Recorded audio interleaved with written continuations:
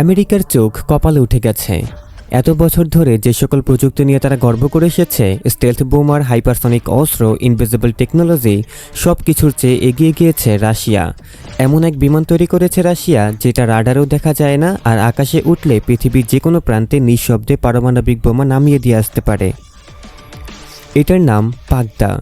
যুক্তরাষ্ট্রের পেন্টাগন পর্যন্ত আজ চুপচাপ তাকিয়ে রয়েছে রাশিয়ার দিকে, কারণ এই অদৃশ্যঘাতক বিমান কেবল অস্ত্র নয়, এটা পুরো যুদ্ধের নিয়মটাই বদলে দিয়েছে। এই বিমানের সবচেয়ে বড় চমক হলো এটা স্টেলথ বোমার। এটা কিন্তু সাধারণ কোনো স্টেলথ বিমান না, এটাকে এমনভাবে ডিজাইন করা হয়েছে যাতে রাডার সিগন্যাল পর্যন্ত ভুল লোকেশন দেখায়। এর বাইরের ডিজাইন অনেকটা আমেরিকার B-2 বিমানের মতো। রাশিয়ার একদল সিক্রেট গ্রুপ এই বিমানটি তৈরি করেছে। পাগদা ঘন্টায় প্রায় 1000 কিলোমিটার বেগে উঠতে পারে। যত কম শব্দে উড়বে তত কম সিগন্যাল তৈরি হবে, আর তত বেশি অদৃশ্য হয়ে থাকবে আকাশে। আর এ কারণে এই বিমান ওড়ার সময় শব্দ হয় না বললেই চলে। একবার ফুয়েল লোড দিয়ে এই বিমান টানা 15,000 কিলোমিটার উড়তে পারে, মানে রাশিয়া থেকে উড়ে গিয়ে আমেরিকা অভ্যন্তরে ঢুকে আবার ফিরে আসার ক্ষমতা রাখে। আর এই ব্যাপারটাই আমেরিকার ঘুম নষ্ট করে দিয়েছে। এই বিমানের ওজন প্রায় 34 টন, আর সম্পূর্ণ বোমা লোড দেওয়া থাকলে এর ওজন হয়ে যায় প্রায় 70 টনের মতো। মানে একেবারে প্রায় 30,000 কেজি বা 30 টন পর্যন্ত বোমা, মিসাইল এবং অস্ত্র বহন করতে পারে। এই বিমানে পারমাণবিক বোমার পাশাপাশি high precision guided missile, non conventional warhead, এমনকি হাইপারসনিক মিসাইলও থাকে। এমনকি এটা কিংজাল হাইপারসনিক মিসাইল নিয়ে ঘোরে, যেগুলো শব্দের চেয়ে 10 থেকে 20 গুণ গতি নিয়ে আঘাত হানে। এবং আজ পর্যন্ত পৃথিবীতে এমন কোনো প্রযুক্তি তৈরি হয়নি যা এগুলোকে থামাতে পারে। আর এটাই আমেরিকার পেন্টাগনের সবচেয়ে বেশি মাথা ব্যথার কারণ।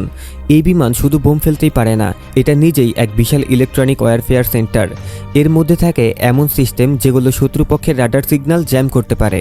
10 কিলোমিটারের মধ্যে ড্রোন ওরা বন্ধ করে দিতে পারে, এমনকি স্যাটেলাইট সিগন্যাল পর্যন্ত অচল করে দিতে পারে। আর এই কারণেই এটাকে শত্রুপক্ষ দেখতে পারে না, তার আগে সেন্সরগুলো অচল হয়ে যায়। সবথেকে ভয়ের ব্যাপার হলো এই বিমানে ব্যবহার করা হয়েছে আধুনিক অ্যাভিয়নিক্স এবং আর্টিফিশিয়াল ইন্টেলিজেন্স। মানে এটা ভবিষ্যতে নিজে নিজে যুদ্ধ করতে পারবে। এমনকি এটাকে চালক ছাড়াও পুরোপুরি ড্রোন মোডেও চালানো যাবে, যেখানে পাইলট না থাকলেও AI সিস্টেম পুরো মিশন কমপ্লিট করতে পারবে। এমনকি শত্রুকে শনাক্ত করে নিজে থেকে বুঝে নিতে পারবে কাকে আগে ধ্বংস করতে হবে। এখন মূল ব্যাপার হলো আমেরিকা এটাকে ভয় পায় কেন? কারণ আমেরিকার পুরো ডিফেন্স সিস্টেমকে এই বিমান হ্যাক করে অচল করে দিতে পারে। B-2 বোম্বারের মতো স্টেলথ বোমারও বিমান তাদের থাকলেও রাশিয়ার এই বিমান একেবারে অন্য ধাঁচের।